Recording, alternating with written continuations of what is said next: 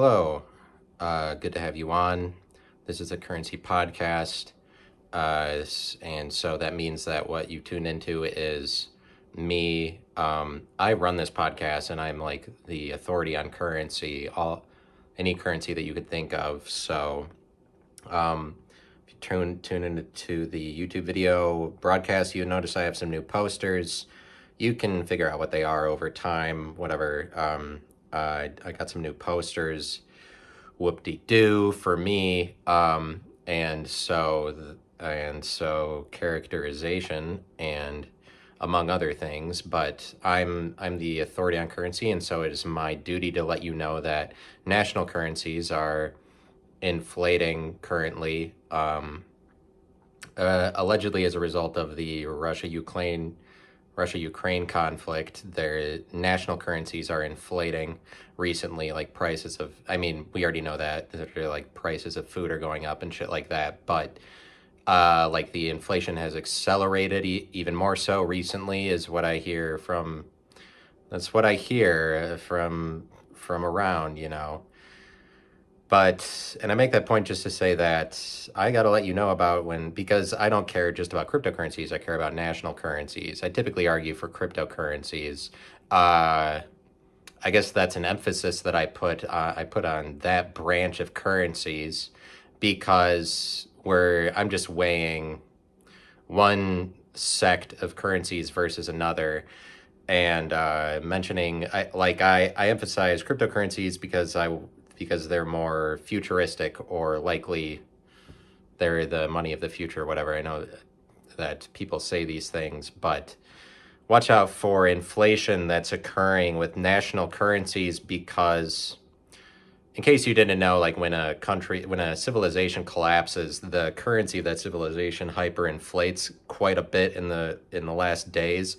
And I'm not saying that any nation or anything is about to collapse. I'm just saying that at the point you recognize that hyperinflation is occurring, this is a pattern that human history has seen before, wherein a civilization that is about to collapse, their currency hyperinflates quite a bit in the last days. So like the prices go up like crazy. But I mean, I'm not advocating for cryptocurrencies technically. I might as well be advocating for gold and silver, because cryptocurrency technically could be like a nation whose currency could hyperinflate and explode, just like a national currency. So I guess just invest in gold. But I'm not here to talk about that today. I'm talking about conspiracy theories, and specifically the conspiracy theory about inner Earth civilizations, which I believe is one of the most important conspiracy theories. It's maybe the most important conspiracy theory that is out there today. I would argue it is the most important one, even if it hasn't gained mass traction or mass popularity at this point. I'd say that going into the future, maybe for the rest of yours or my lifetime, the most important conspiracy theory is this one that I'm covering today. And this brings up to me a couple points about conspiracy theories, which are that, and so like if you tune into the YouTube video, I'll put prompts in the comment that I pin that talk about when I start covering that'll show you when I start doing commentary on the videos. But I'm doing commentary on a couple of YouTube videos I've come across about inner Earth civilizations, and what you would need to believe about them, or if they are to be believed. But so I just want to give you some context about what I think about conspiracy theories before I cover it, and then like explain it from my perspective, what I comment on these conspiracy theories. So pretty much I generally I want to believe in conspiracy theories. I'm open-minded about them. I evaluate them initially as if they're true. So like I would at least try to consider logically whether or not a conspiracy theory I hear is true or not. And basically conspiracy theories are competitive is an important thing about them. Like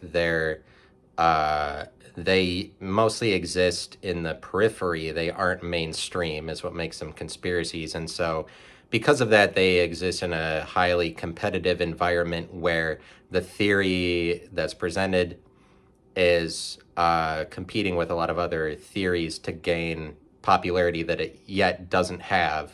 Like it's a competitive space that conspiracy theories exist in because they have not yet gained popularity. They're vying for attention where they already don't have it, but it's like they're competitive because they exist kind of conceptually, or we don't know enough about them. They're alternative perceptions to mainstream ones, but um, and by the way, this should be a two-part, like this should be part one of two parts of this video that I'm going to be commenting on, which I will get to in a minute, but I'm just giving you context about what I think about conspiracy theories. But so they're competitive, and but they exist in a competitive space. They're very, by comparison. I just bring up that point to say that some conspiracy theories are just shit, and then some are really good. But like that, I'm telling you that this one will be more prominent than the others is like it's a predictive thing. The same way, like if you're getting into conspiracy, you're getting into prediction, because like the best conspiracy theories are kind of ones that people who are on the cutting edge of them are predicting will become mainstream, or like at the point that it becomes mainstream, that's like where it realizes its power, because the conspiracy theory has, like, since it hasn't completely manifested itself, like um it realizes its power, and it's like people liking music before it becomes popular, I guess. Like that's part of the game. It's part of like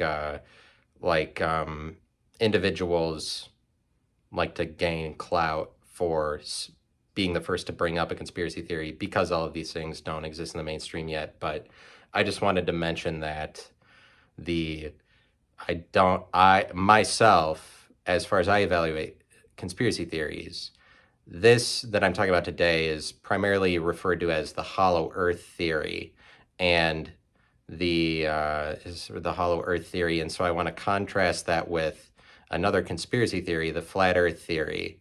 And I do not believe the flat earth theory, but I'm saying, like, me evaluating that theory, I would say that that is a conspiracy theory, but I think it's a shitty one by comparison. Like, competitively speaking, there are a lot of conspiracy theories that are better than the flat earth one. The flat earth conspiracy theory is almost like a theory brought on by people who hate conspiracy theories or something like that, because it's so not believable that, like, to act like it is believable is kind of just to shit on people who believe in things that haven't yet manifested themselves.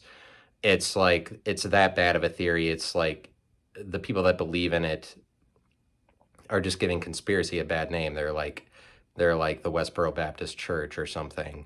The flat Earth conspiracy theorists, because they're so it's just not a great theory, because there isn't it's very much a choice. Um, it's a choice to believe in that, because you're just choosing to say that everybody who's been outside of the earth is lying. It's not very logical. You're overlooking a lot of data from a lot of different sources to say that flat earth is real, is why it's not real. Like, I'll take the time to consider maybe it is real, but it's like when Jeff Bezos goes into space, there's all these billionaires that go into space, and then they're like William Shatner went into space and then he came back. Like, at this point, people are it's becoming more and more available to anybody to go into space. It will, like, continue to be that way, but there's like to say that all of that the entire NASA space program is like bullshit, when NASA is like, hey, the Earth isn't flat, and NASA is sending people into outer space all the time, to say that like nobody's gone to outer space or whatever it is.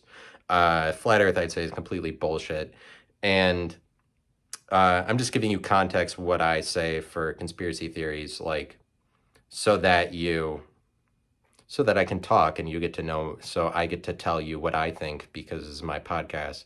Not really like to help you out, sure, but also like these is what I get to think about conspiracies, but pretty much 9/11 being a hoax, I also think is bullshit. I've never heard any one credible thing about it for the people who support that it's a hoax. I've never heard any like really good piece of evidence for why it is or what the motivation behind it. I understand the general idea is that George Bush, um, George W. Bush,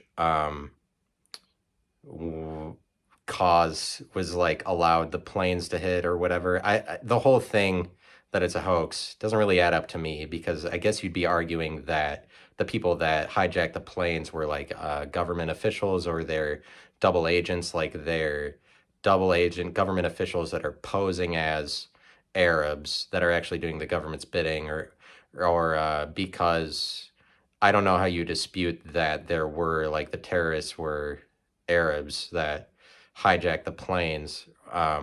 At least, I mean, there's all these accounts of people that were on the airplanes making calls to their relatives saying like, "Oh, the planes are hijacked" or whatever. I guess the 9/11 conspiracy theorists think that think that government officials hijacked the planes or something, but like all the people that died in the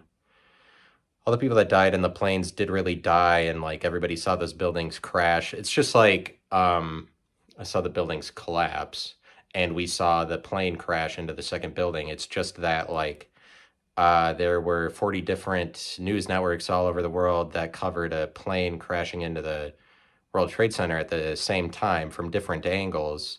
There's no way that all of these news there's no way that all of these news agencies were able to record this at the same time, or they were able to get together for this to like superimpose a visual effect of an airplane.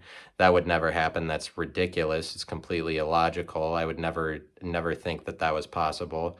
And then the argument is that the buildings couldn't have collapsed because jet fuel can't melt steel beams.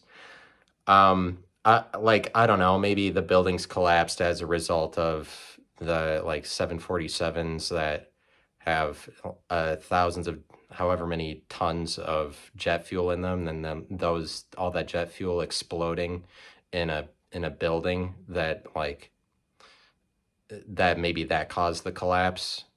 Like, and then all of you saw that the buildings were on fire, pretty like they're infernos where the planes crash into those buildings um, as a result of the planes that crashed into them, and then those infernos sort of brought the buildings down. Like, I don't think that the world has so much knowledge about building collapses that I don't that somebody who believes in this conspiracy theory would be able to believe that those buildings couldn't collapse as a result of a 747 crashing into it at 200 miles an hour or whatever. Like that, it's a lot to assume that that building wouldn't collapse. I feel like the raging infernos generated as a result of a few tons of jet fuel exploding in the building maybe caused the building to collapse. I don't know. Do you think that that's a possibility? Um, and it's just that, like, the only good thing I've ever heard for 9/11 hoax people is that they're like, the news came out in days after and said that they found manuals in the cars of the hijackers that were explaining how to run the plane or hijack the plane or something. Like, they had manuals open in their cars. Like, and then the theory is that the news or somebody planted that just to give people the impression that the hijackers were really doing this. I don't know how that hoax disputes that they're like people that hijacked the planes and then flew them into the buildings. I understand that the idea is that Bush made it happen so that we could reinvigorate the military industrial complex or have a reason to get a lot of money through that. But it's like I guess it's possible that Bush maybe knew, or like maybe they played dumb a little bit, or like intelligence said that this might happen, and then they let it happen like in order to reinvigorate the military industrial complex. But like I don't think that they I don't think that they let it happen on purpose. I think if they knew that that was going to happen, they would probably have tried to prevent it. I don't think that Bush wanted that on his hands. I don't know why anybody would. Like, why would any leader in that position, like, this is just a guy. Why would any guy be like, well, yeah, let it happen and make me completely responsible for it or something? Um, I think it's possible that they were kind of negligent or like intelligence knew about it, it's but it's like they planted. I like that idea that like, oh, maybe somebody planted manuals to give the public the impression that they really did hijack it, or like make people turn against the terrorists even more or something. There's also reports of they found passports of the terrorists like in the streets of New York or something like that. I could see where the New York Times or somebody might run a story like that is false just because they're capitalizing off of the event, and it's easy to push the narrative that the terrorists are shitty or whatever, like capitalize off of the images of finding their passports in the street. But also like, so that makes me think like, oh, maybe there is some planting or whatever, but I really don't. That's the only thing I've ever heard that sounds interesting. I really don't believe that that's a hoax at all.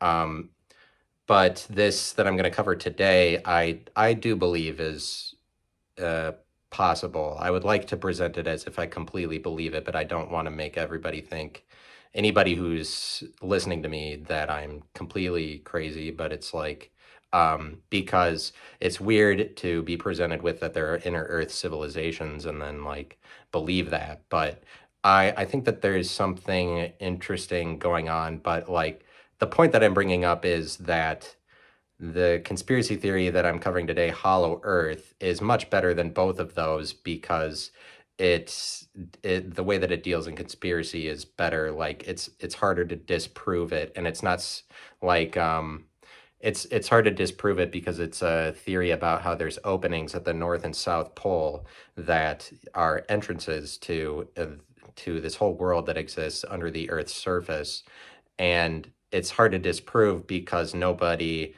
has access to the North or South Pole. From what I hear, it's actually illegal to fly a plane over the North or South Pole within a certain number of meters. And like as a person, you're never going to be able to visit it to see if this is true. There's openings at the poles and then civilizations that live within them. It's very difficult to disprove it, and this is why it's a good conspiracy theory. It's very difficult to disprove. It's like it involves the entire world. The entire world benefits from this knowledge that they don't have, that's being withheld from them, about inner Earth civilizations. But it's like it reveals something like the next step in our evolution or process of discovery. Like there's what is the next frontier? This conspiracy theory says that the next frontier is a very specific thing, and there's a very specific answer to what is it that we don't yet know about ourselves. Like this conspiracy theory says that there is a specific answer to that question, and it's like there's a next step for us to go, and it involves this information that is being concealed from us. And also another reason why it's a good conspiracy theory is because it links very many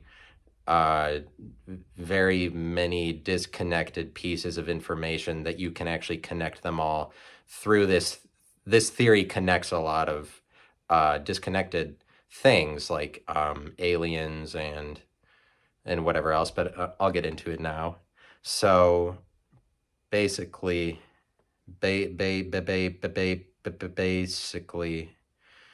let me go and let me find the History Channel covered the inner Earth civilizations, and so there's a 5-minute video that I'm gonna go to their thing first, but here, the History Channel. Let me first play this clip here. Scientists researching the Earth's mantle announce that they have found what they believe to be a vast body of water, 3 times the volume of all of our oceans combined, contained within a mineral layer 400 miles inside the Earth.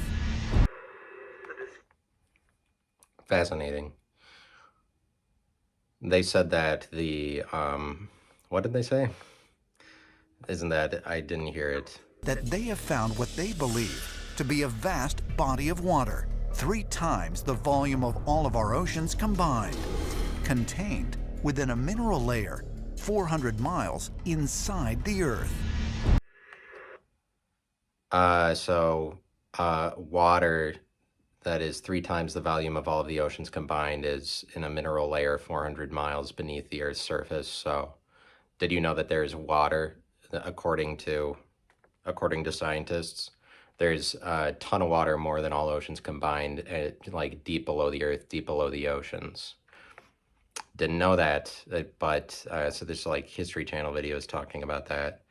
18th century mathematician Leonhard Euler put forth his own hollow Earth theory with no concentric shells and a sun at the center spanning 600. So Leonard Euler, like arguably the greatest mathematician of all time, believed that the Earth was hollow and that there was a sun right at the center of it, and that there were openings at the North and South Pole. This is just something that he imagined. Edmund Halley, who Halley's comet is named after, also envisioned that the Earth was, also believed in hollow Earth, and that that's the only thing that could explain the way that the Earth's like magnetic field operates. That just from what he understood about the Earth, he's like, it can only be explained through being a hollow Earth. Spanning 600 miles. But I mean, that's just some pretty serious shit. And but what's really interesting about this theory is that the guy who's credited with the first flyover of the South Pole, Richard Byrd, the guy who's like best known for his work in discovering the poles, he went to both the North and South Pole, but he's credited with, like, he's probably the most storied discoverer or explorer, I should say, of the North and South Poles. And he recorded in his diaries, and like the recordings that he came up with are good enough that the History Channel respects them to be true, because they talk about what he said in his diaries as true. But Richard Byrd, the guy who, the first guy to fly over the South Pole, said that the South Pole is green and there's like vegetation at a certain threshold you cross. That at the South Pole there's vegetation and the South Pole has its own luminosity.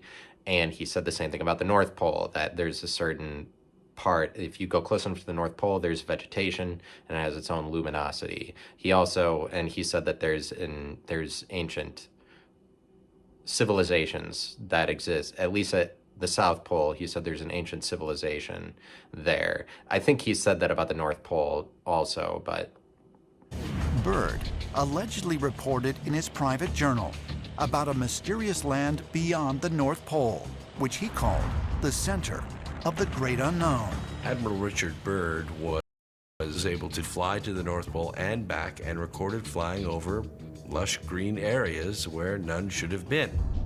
And then 3 years later, he flew over the South Pole. It's rumored that when Admiral Byrd's task force actually got to Antarctica, that one of the first things they discovered was an entrance into a hollow Earth civilization that was populated by very, very advanced beings. Admiral Byrd. yes, so Byrd not only is saying that he found these civilizations, but that they're inhabited by very advanced beings. And as I'll get to later, the beings are basically aliens, and are the reason for alien sightings that we have today as a result of these civilizations that live within the Earth. And that's what's going on with that. I think that this is a plausible theory. You wouldn't be able to figure out if there's openings at the poles or not, or whatever it is. But like, I think that there's something that you need to consider with what people believe about Santa and the elves is a little bit like, I think that people are playing dumb, or there's something behind it. Like, why is this myth so important to us and so popular? And especially when we all know that it's bullshit. It's a little bit like, I think that there's something at the North Pole, and there's something hidden, but I think that the myth of Santa and the elves conceals that for everybody by causing everybody to not consider what is there, not think about it, especially like geographically. Even we write it off as a joke, like the North Pole, because we associate it with a mythical story. It's almost like people treat the North Pole as if it isn't real. But like, this inhibits us in some way because it freezes our perception of the North Pole to a specific set of images. But what's worse about it is a set of images that everybody knows is false, but that we keep perpetuating as if there's something true about it. But it's like adults, it's like, to some extent, adults believe in the North Pole because, but I'm saying, like, this theory says there's an opening at the North Pole. This is, I don't know that there's necessarily an opening, or like for sure there's vegetation and greenery at a certain point. I think there's definitely a possibility of that, especially like, how do I know better than the guy who explored it and is most credited with exploring it, was saying that there's vegetation at the North Pole. And that there's like a land beyond it, as there's like something going on within it, or there's an opening there.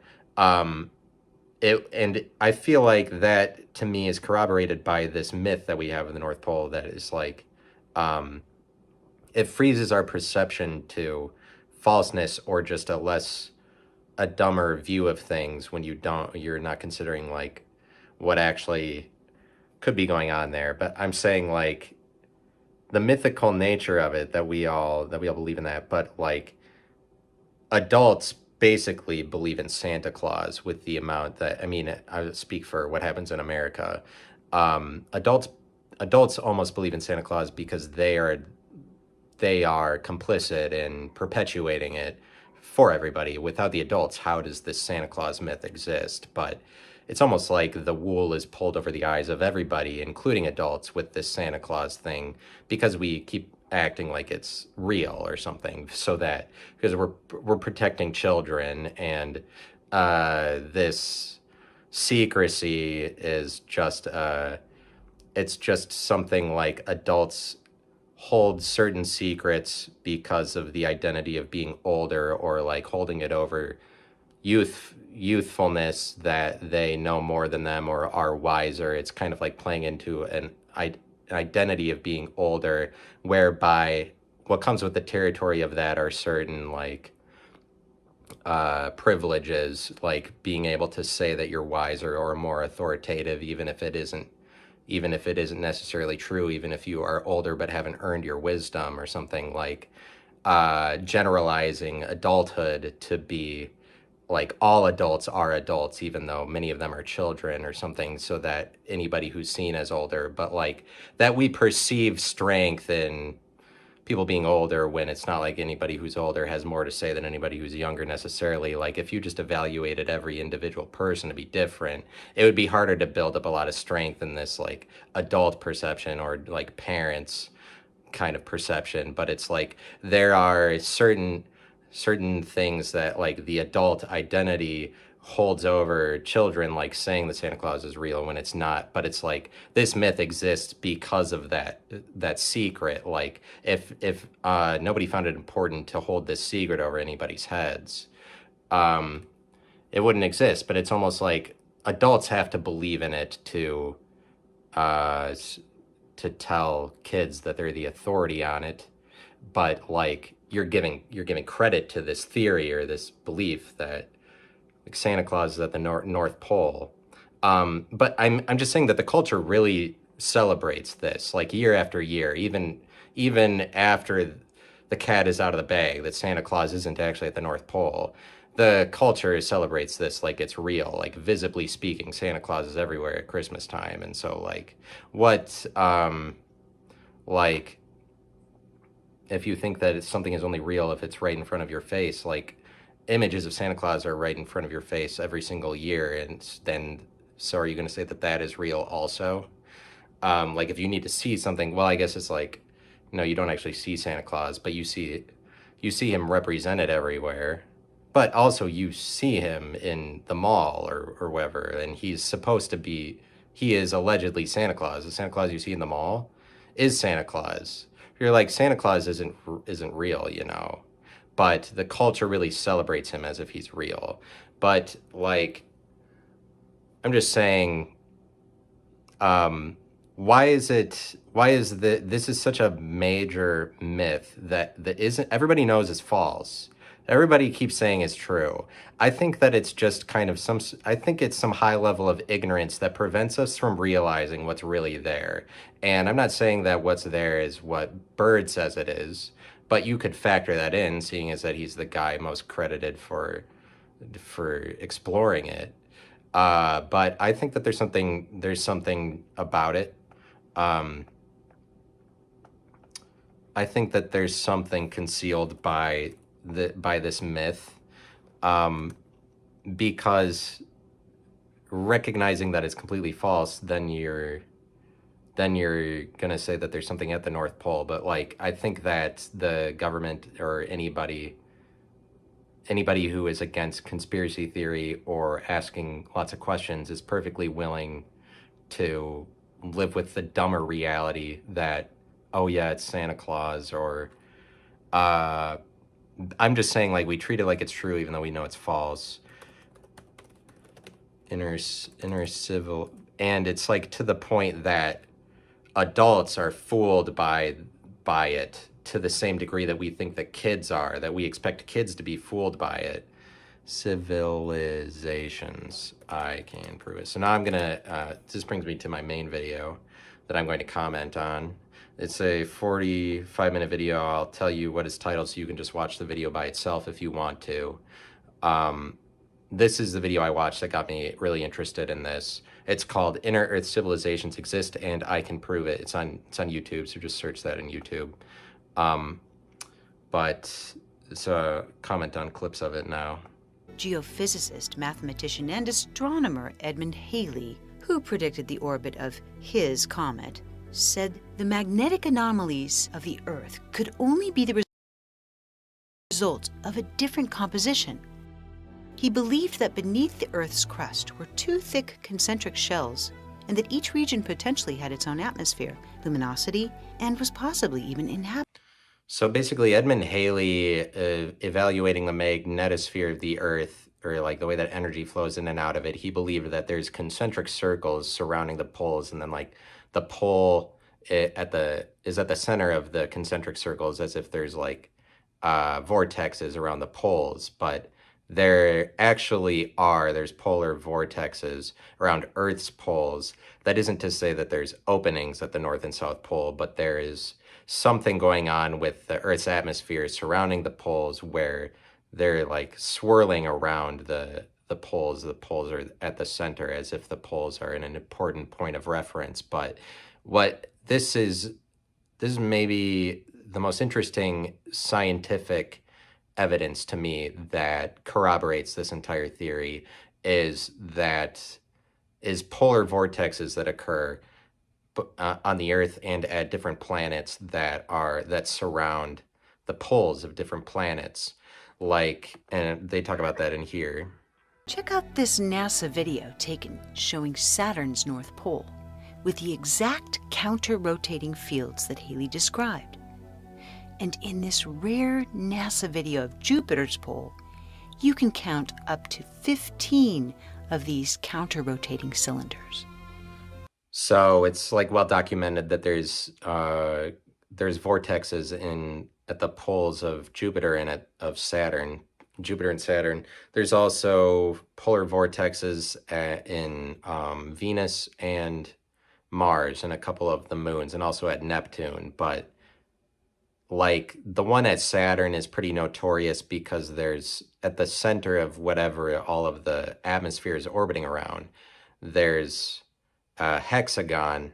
Saturn is the sixth planet. There's lots of people that say Saturn is something like satanic just because of the way that the word sounds, or like based on its origins. It's some sort of like, but it's the sixth planet, and it has hexagons in its poles, but the hexagon is like the center of the vortex that's happening at Saturn's poles, where the vortex is like storms that are swirling in the atmosphere. But as you can see with this pictures of Jupiter's pole, the circles surrounding it are pretty symmetrical, or like beautiful, or as if they're intended. Like, it's just that the Jupiter pole, these pictures of it obviously point to the fact that they're like, oh, the pole is an interesting place to look at on a planet, but the like polar vortexes on different planets emphasize the poles to be important on the planets. But it's like there's polar vortexes on the Earth too, and so that would say that maybe there's something to look at there, especially when this is a reoccurring thing on many different planets. It says something about planets themselves and the way that they're formed, and whatever they're composed of. It would appear that there's something important about the North Pole's connection to the South Pole across many different planets, maybe to the point that they're like, it's hollow all the way from one pole to the other, or something like that. So they mentioned in this video how, where did they mention that NASA,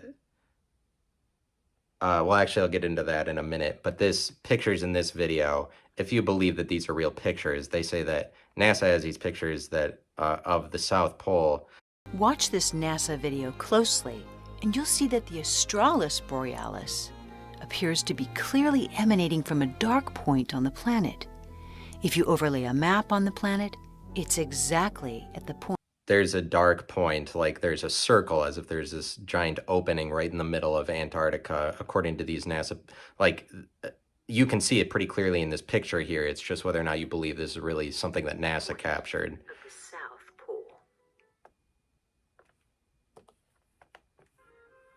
This energetic flow, the torus, is a So like the theory according to this video is that the Earth, organizing.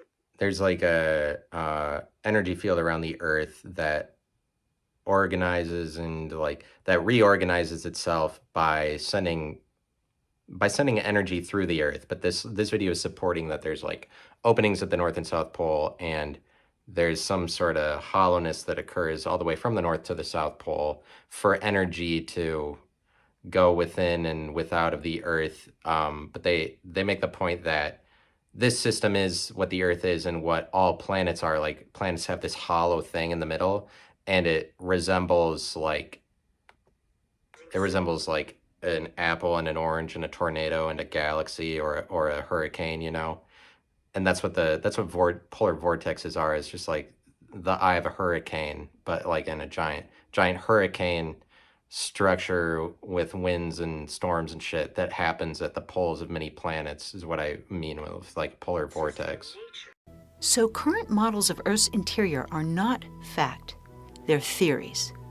In the meantime, look at the facts you do know. No. Every continent has extensive cavernous networks, like Son Doong Cave in Vietnam with its jungles. Yeah, well, they make the point there's lots of cavernous networks everywhere in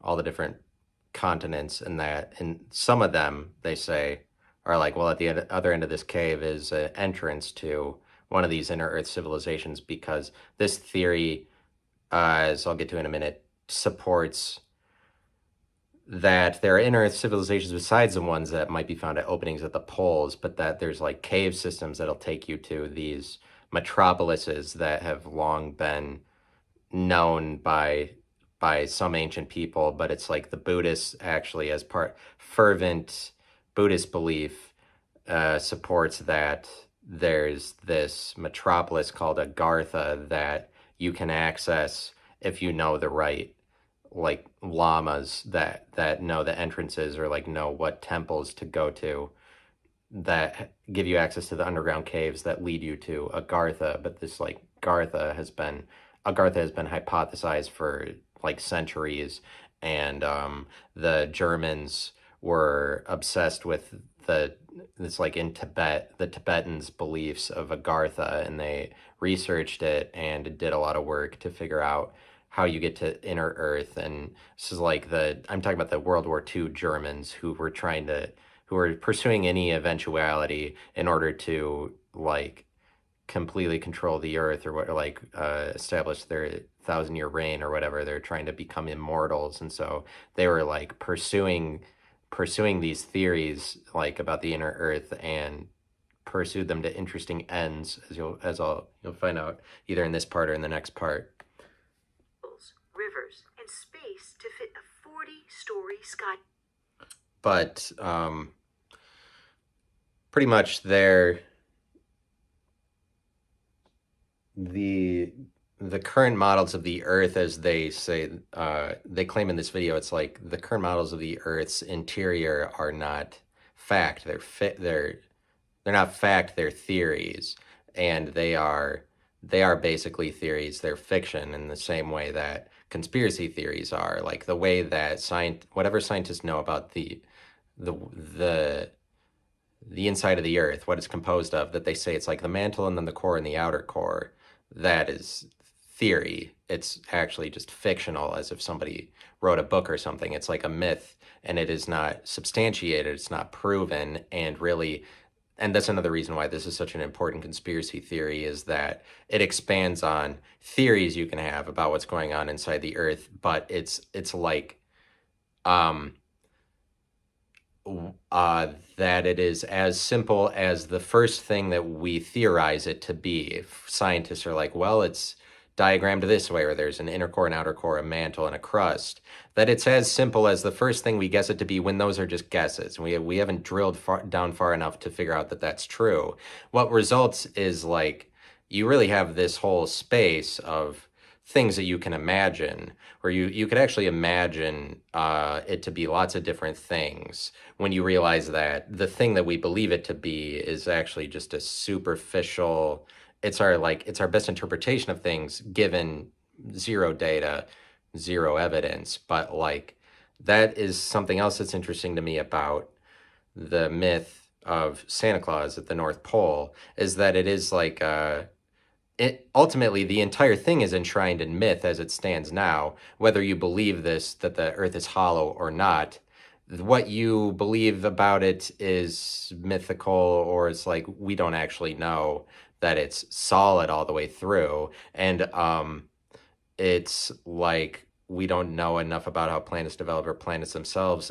Like it seems theoretically possible that the Earth, because it's constantly rotating, that it is something like a hurricane of collected matter, and isn't necessarily like dense at the very middle of it.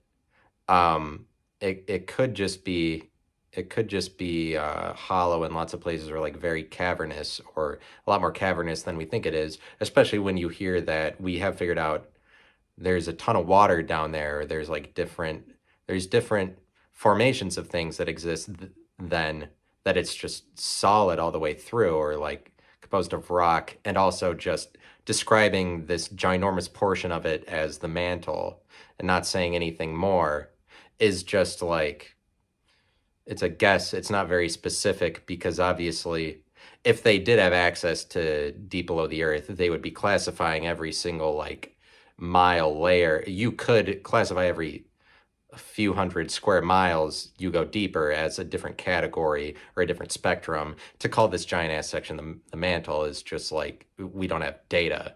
We don't have data about what's going on in here. And there's all of these theories that exist for like cities that people know about that exist like not even that far into the Earth. But so, and one of these cities is Agartha. That's the best known one, or Agartha is kind of like the term that's coined for whatever metropolis it is that exists at the other end of the Tibetan cavernous systems, but other people are like, allegedly there's all of these pathways that exist underneath the Himalayas that the Tibetans and the Buddhists know about that lead to this city that has different names, like some people call it Shambhala or Agarthi. It's Agartha is generally the most relied upon term for it. Very advanced reptilian races. The word Agartha is of Buddhist origin. True Buddhists fervently believe in this subterranean empire, which they say has millions of inhabitants and many cities, including the capital, Shambhala, Hear where a that? supreme ruler dwells. Yeah. Supreme They ruler. It's a supreme ruler dwelling down there. The Dalai Lama is his terrestrial representative, and his messages are transmitted to the lamas in Tibet. They believe that they've been there for thousands of years, sheltering humanity since the terrestrial cataclysms. So if you caught that, apparently, this is something I didn't know. According to this video, so I guess I didn't really research this factoid they bring up. They're saying that Buddhists, if you're like a real Buddhist, you believe that the Dalai Lama is they probably believe a number of things about him, but one of the things is that he's the terrestrial representative of the supreme ruler of Agartha, this city that exists within the earth. They're saying Buddhists believe that Dalai Lama is his representative and channels their messages to the other lamas, or like that is as much a part of their belief system. They believe the Dalai Lama. I guess the Dalai Lama is involved. The Dalai Lama is so involved at this point. It's just like, it's so crazy. Published that Tibetan Lama revealed the capital of Tibet, Nicholas Roerich. And The this Russian also, artist, philosopher, and explorer Nicholas Roerich published that a Tibetan Lama revealed the capital of Tibet was connected by a tunnel with Shambhala, the heart of the subterranean empire of Agartha, and that the entrance of this tunnel was guarded by lamas who were sworn to keep its actual whereabouts a secret from outsiders. this is what I was saying earlier. That really goes along with what I was saying earlier. Isn't that weird? I was just saying that, and this actually goes directly, that's exactly almost what I was saying. Wow, that's so strange that I was onto it from hearing this video before and then repeating it and then showing the video, but 50s, in a coup which may have cost up to $1 million. Another Indian epic, the Ramayana, tells the story of the great avatar Rama, a blue-skinned emissary from Agartha who arrived on an air vehicle. that's not appropriate. These air vehicles were called Vimanas, which means car or chariot of the gods, carrying its occupant through the air. Strangely, flying airships have remained a consistent part of all Inner Earth stories, every one of them. So this video goes on to explain, this is the point in the video that's like 17 minutes in.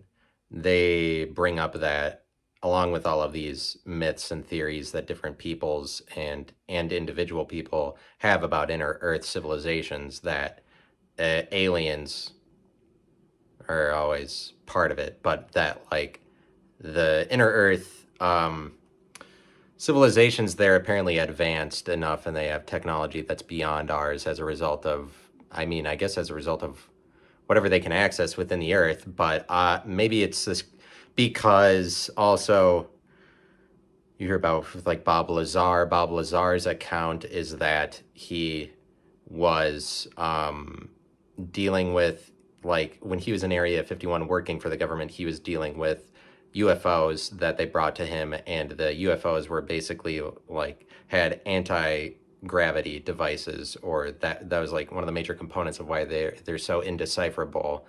The technology that they had found with the UFOs that he was investigating, he was trying to figure out how the anti-gravity devices on these UFOs worked.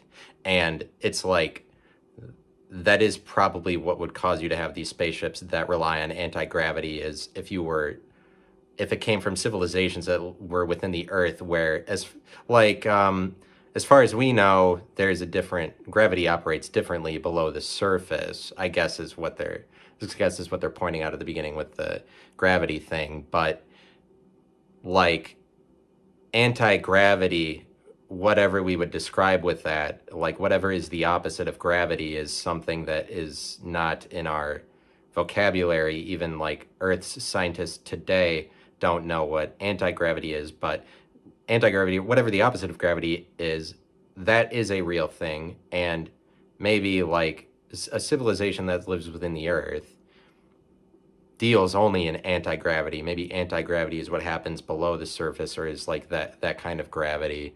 And maybe it's the case that we need to combine our knowledge of both gravity and anti-gravity in order to, I mean, it's just that this theory is so important because of the opportunity, the potential that it has. Like, if there really are inner civilizations, what we need to do as humanity is connect the two worlds, figure out, it's like figuring out your shadow self or something. But here's an interesting fact about it.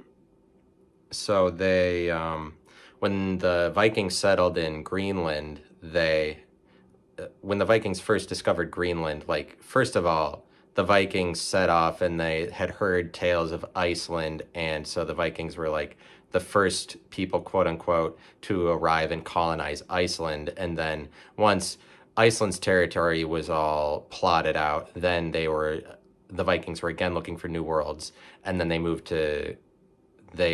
further east, and then they found Greenland.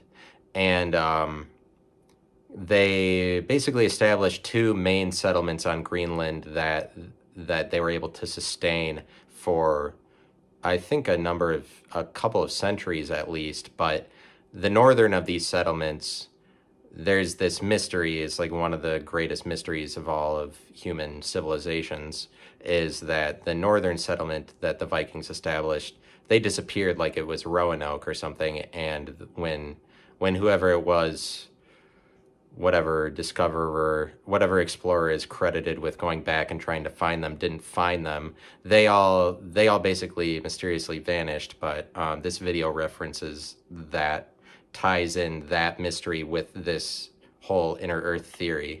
All of their villages were found abandoned, and their disappearance has become one of the largest unsolved mysteries in our recent history. That is, unless you ask the native people of Greenland, the Inuits. According to these Eskimos, the white men swarmed suddenly northwards to a wonderland that the natives had long known about.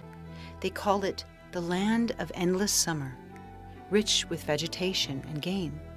Wow. According to their legend, these colonists were lured to a land of eternal bliss inside the protective womb of the earth.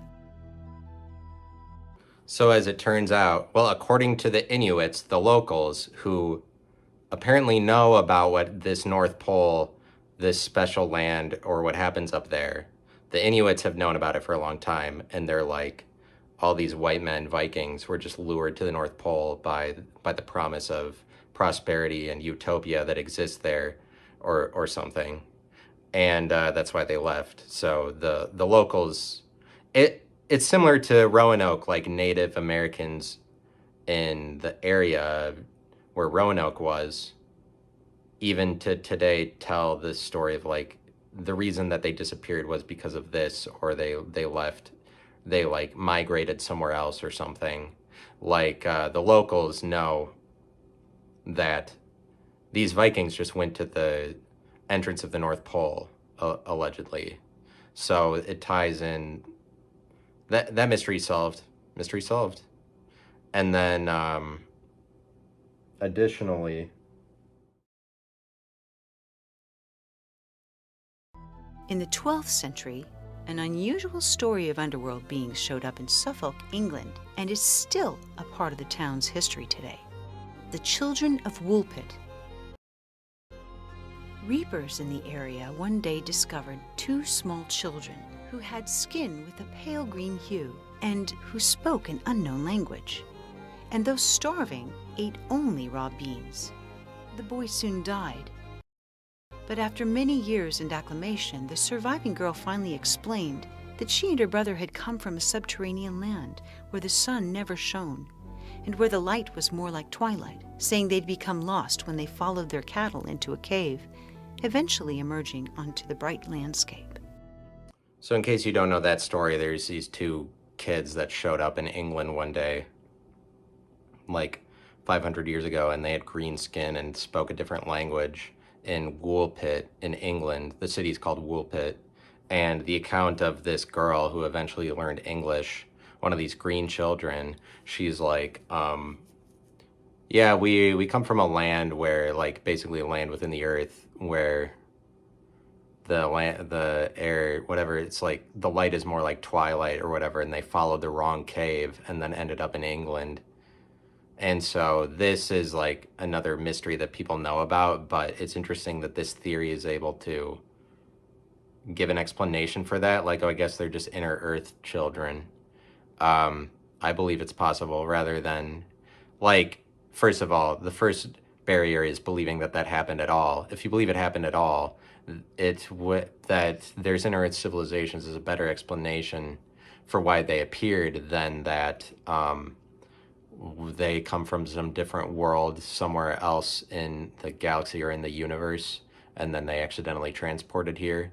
It would make, like, if that did happen, inner earth civilizations is easily the best explanation for it. But that's why this theory is so good, is because it is like the closest thing that could explain a lot of these mysterious things. It's like, and it's just right there, but we haven't even considered it, especially when the entire within of the earth provides this template of imagining things for you, or saying that conspiracies exist. Like, there's a lot of territory that is unexplored within the earth, literally. Literally, there's not data on it, and what goes hand in hand with that is that literally there's all this imagined space for people to come up with conspiracies for, like, what is the root of it, what is the real theory, what's the most accurate theory. And so that's a game of comparison and competition, to, like, based on people's evidence, like, investigate it, figure out what's most specifically is going on. But it's like there's a lot of depth to it, just literally. There's a lot of imagined space, imagined territory that people have the potential to plot out or capitalize off of, essentially, or, like, because not enough has been discovered yet. It would be like an archaeological dig, that for a dig site that no archaeologist had yet been able to explore or something. Like, lots of potential, I'd say, is what's important about it. But I'll cover more on this. This is an exciting topic. I'll cover more. I'll do a second part where I continue to analyze this video. Thanks for tuning in. Talk to you all later on. This is a Currency Podcast.